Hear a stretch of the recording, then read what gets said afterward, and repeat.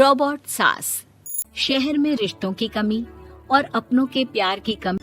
किसी को अकेलापन अच्छा लगता है तो किसी को ये काटने दौड़ता है।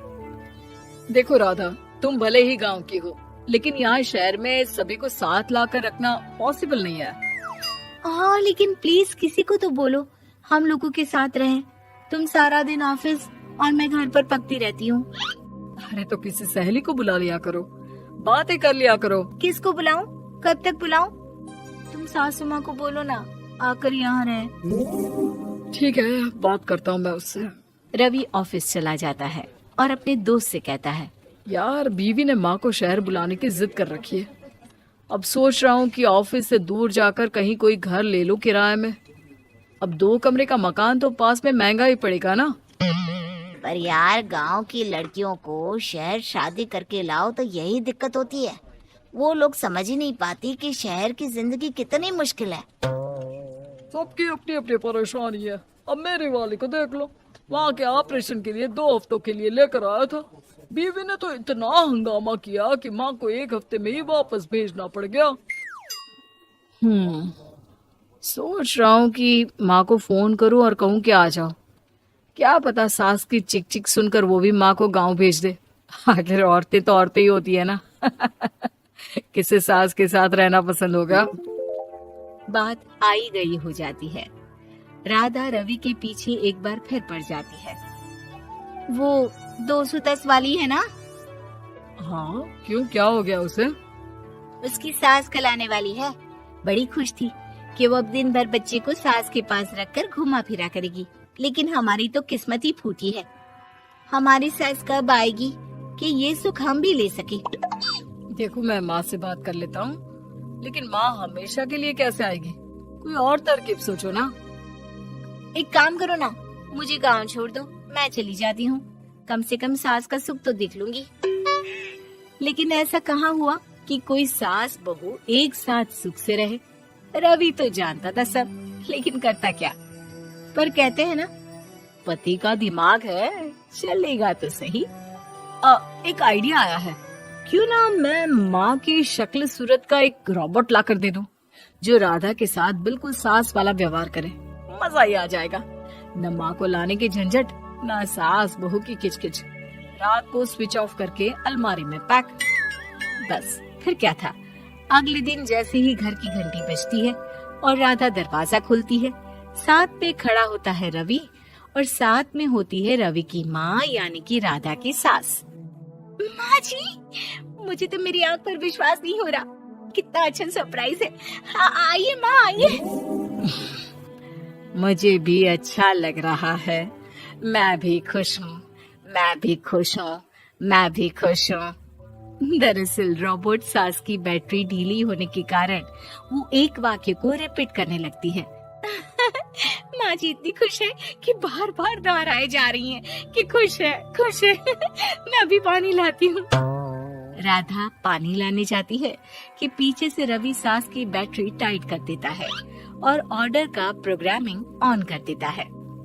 पानी लाओ, चाय लाओ, खाना लाओ, मेरे बाल झाड़ो, मेरे कपड़े धो, मेरी चप्पल। अरे ठीक है माँ जी, सब ला रही हूँ। मैं जानती हूँ रवि आपको प्रोग्रामिंग करके लाए ना कि आप मुझे तंग कर दे और मैं आपको जाने को बोल दूँ। नहीं माँ जी, इस बार मैंने भी कमर कस रखी है। अरे प्रोग्रामिंग कैसी लैंग्वेज यूज कर रही हो? माँ का रोबोट थोड़ी ना है जो मैं प्रोग्रामिंग करूँगा। अरे मजाक कर रही हूँ। माँ तो माँ होती है, मैं जानती हूँ। राधा सास के साथ खुश रहती है। वो उनके साथ बातें करती, घूमने जाती और आसपास के लोगों से मिलवाती। लेकिन एक दिन, अरे कभी तुम लोगों को लड़के नहीं देखा। इतनी तो तू मैं माँ बेटी में भी हो जाती है, लेकिन तेरी सास तो बिल्कुल ताना नहीं देती।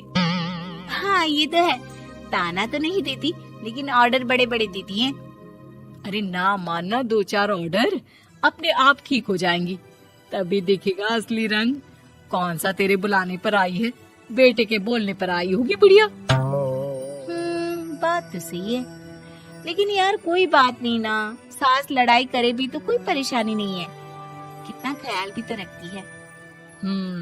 ये तो है, लेकिन तेरी सास तो बिल्कुल नहीं लड़ती, ये कैसे?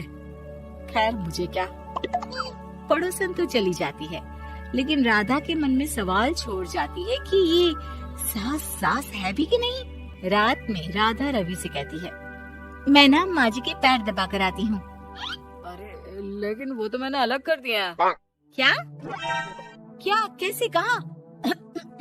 नहीं, मेरा मतलब कहाँ कभी माँ का पैर गांव में रहा करता था, तो मैंने काट कर मतलब माँ को शहर ले आया ना। Okay okay. रवि चैन की सांस लेता है कि चलो कुछ तो बहाना मिला, लेकिन कब तक। रवि रोज माँ के पैर दबाने के बहाने रॉबर्ट को कमरे में ले आता और डिसमेंटल करके रख देता। एक रोज, मैं आज माँ जी की कोई बात नहीं मानूंगी, देखती हूँ कैसे नहीं लड़ती। अरे ऐसी भी सास किस काम की जो खटर पटर ना करे। सास का डिमांड मोड, खाना दे दो, पानी दे दो, नाश्ता चाहिए। लाई माँ जी। मैं ना देने वाली खाना पानी। लेकिन समय बीतता जाता है, दोपहर और फिर रात। बहू सास को कुछ नहीं देती, लेकिन रॉबर्ट सास कुछ नहीं कहती। रात को जब रवि घर आता है, राधा रो रही होती है। अरे क्या हो गया? तुम्हारी माँ ने मुझसे लड़ाई की, खूब खरी खोटी सुनाई। मैंने तो आज सुबह से खाना भी नहीं खाया है। रवि समझ जाता है कि राधा झूठ बोल रही है, क्योंकि खरी खोटी वाली प्रोग्रामिंग तो उसने की ही नहीं थी। मैं माँ से बात करता हूँ, तुम परेशान मत हो। रवि रॉबर्ट माँ को लेकर कमरे में चला जाता है। वो उसे डिसमेंटल करके रख ही रहा होता है कि राधा, चलकर देखती हूँ माँ जी कहीं रवि को मेरे खिलाफ भड़का तो नहीं रही है। वो जैसे ही कमरे के अंदर जाती है, डर जाती है। सास के पुर्जे पुर्जे अलग थे। रवि, ये माँ रॉबर्ट थी, तुमने ऐसा क्यों किया रवि?